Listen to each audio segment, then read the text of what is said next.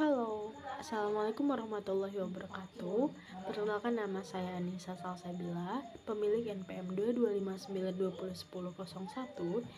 Saya adalah mahasiswi semester 5 pada Universitas Muhammadiyah Kota Bumi, program studi Sistem dan Teknologi Informasi.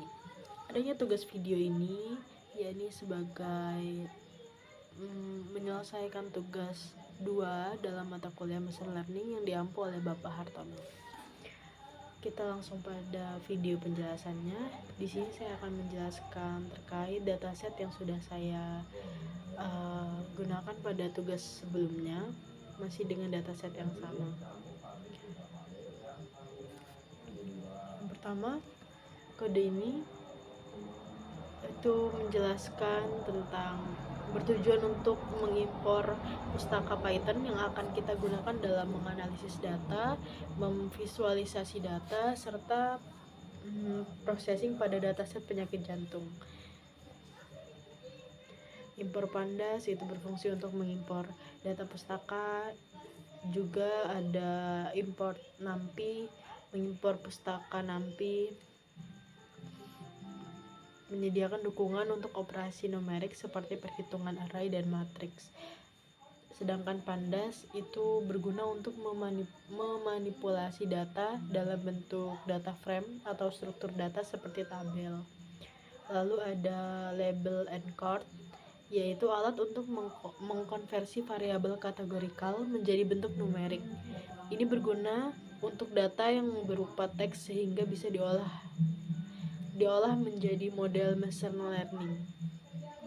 Ada standar scalar, yakni metode normalisasi data dengan z-score, standardization yang mengubah data agar memiliki rata-rata 0 dan standar deviasi 1. Di sini ada lagi min-max atau minimal dan maksimal dari scalar, yakni metode normalisasi data ke rentan tertentu, biasanya antara 0 dan 1. Ini membantu menjaga nilai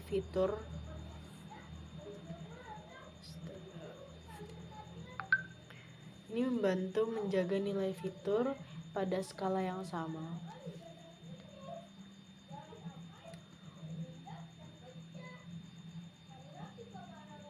Lalu ada from Imbler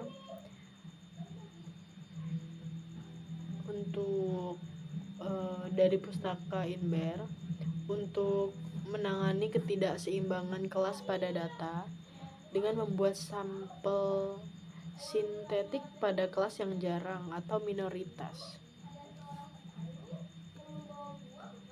Ada import matplotlib, yaitu menyediakan alat untuk membuat visualisasi data seperti grafik atau plot. Seluruh pustaka dengan peraturan ini akan digunakan untuk membersihkan, memproses, serta memvisualisasi data dalam analisis yang lebih lanjut.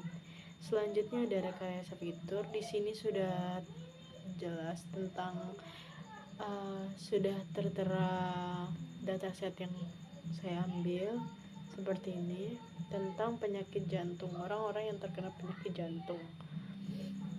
Digunakan untuk memuat dan melihat sekilas data pada file hard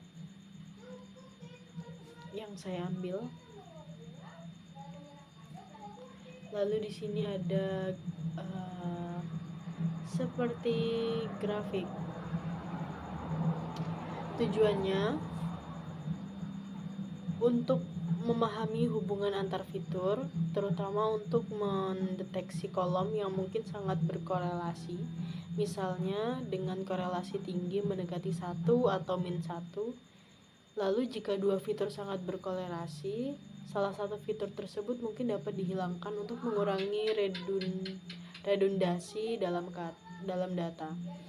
Karena fitur yang sangat berkorelasi cenderung mengandung informasi yang mirip. Dengan menggunakan konteks korelasi ini, kita bisa memilih fitur-fitur yang akan kita pertahankan atau akan kita hilangkan, seperti mempertimbangkan potensi transformasi atau interaksi antara fitur dalam tahap berikutnya. Lalu ada di sini ini dalam transformasi ini encoding kategorik memungkinkan model machine learning memproses fitur non-numerik. Imputasi nilai yang hilang mengurangi potensi error yang mungkin terjadi akibat nilai kosong. Transformasi log pada fitur yang memiliki sweetness tinggi membantu distribusi pada data lebih normal, sehingga meningkatkan efisiensi dan akurasi model. Langkah-langkah ini dirancang untuk menghasilkan dataset yang lebih bersih, seragam, dan tidak digunakan dalam model machine learning. Lalu penjelasannya di sini kita menggunakan label encoder untuk mengubah fitur kategoris menjadi nilai numerik untuk kompatibilitas model. Kami menerapkan transformasi log pada kolesterol dan gula darah karena fitur-fitur ini sangat sering memiliki distribusi yang mirip.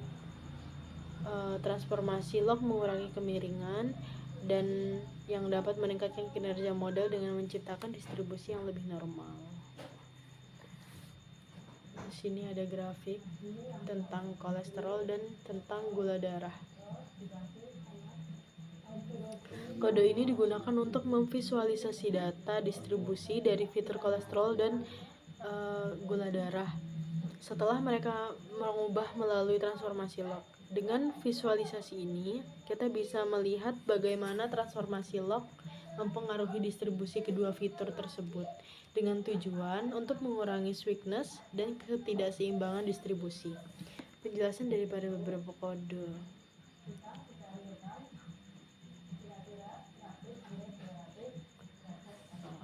Karena ini adalah data tabular, augmentasi menggunakan SMOT atau untuk penyeimbangan kelas lebih sesuai dibandingkan augmentasi gambar atau teks.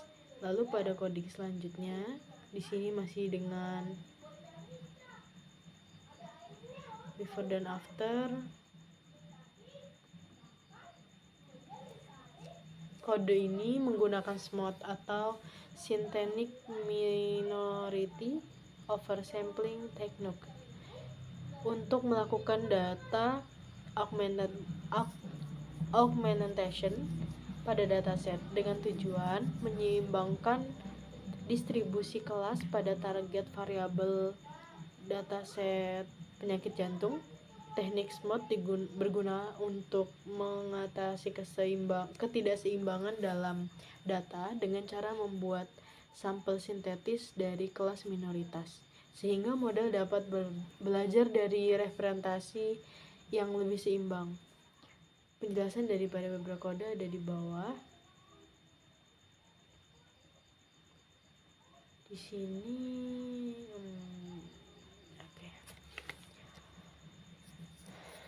menampilkan fitur dengan kedua subplot tersebut. Manfaat penggunaan SMOT distribusi yang seimbang membuat model untuk tidak bias terhadap kelas mayoritas, yang sangat penting ketika belajar atau bekerja dengan dataset yang tidak seimbang dengan menggunakan SMOT. Kelas minoritas diperbanyak sehingga model dapat belajar lebih baik dari semua kelas. Hal ini meningkatkan generalisasi model dan mencegahnya menjadi bias terhadap kelas dan yang dominan. Visualisasi distribusi sebelum dan sesudah SMOT memberikan gambaran jelas tentang efek dari argumentasi data ini. SMOT digunakan untuk mengatasi ketidakseimbangan kelas dengan mensintetis sampel baru untuk kelas minoritas penyakit jantung. Teknik ini sangat membantu untuk tugas klasifikasi di mana model mungkin bias terhadap kelas mayoritas. Lalu selanjutnya ada ini before dan afternya. Ini before, ini before, lalu yang hijau ini afternya.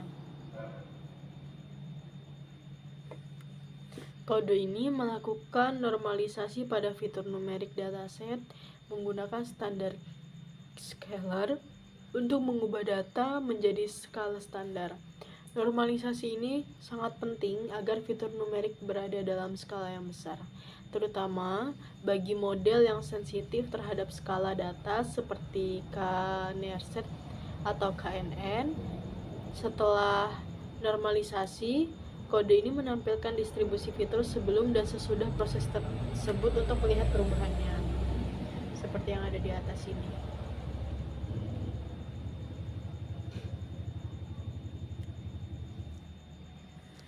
Di sini kami menggunakan standar scalar untuk normalisasi z-score. Gunanya membawa fitur ke skala umum dengan rata-rata 0 dan deviasi standar 1, sehingga model seperti KNN, SVM, dan jaringan saraf bekinerja lebih baik daripada data standar. Lalu kesimpulannya,